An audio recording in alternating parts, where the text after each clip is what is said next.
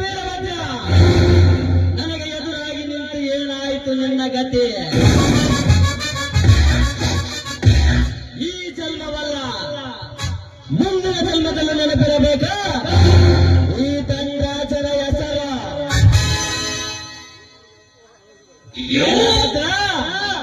ನಿನ್ನ ಹೆಂಡತಿ ಗಂಗ.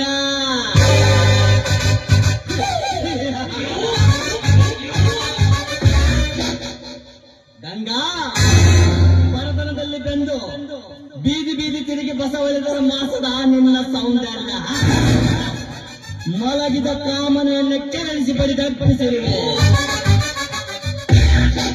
ಗಂಗಾ, ನಿನ್ನ ಕೆಣಕಲು ಹೇಳಿ ಮಾಡಿಸಿದಂತ ಸಮಯ.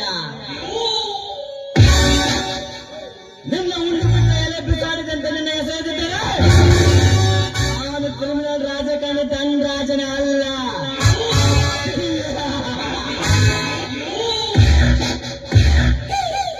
ನಾನು ಕಟ್ಟಿದ ಸಾಮ್ರಾಜ್ಯದಲ್ಲಿ ಸುಂದರಾಜ ನಿನ್ನನ್ನು ನನ್ನ ಕೈಗೊಂಬೆಯಾಗಿ ಆಟ ಆಡಿಸಿ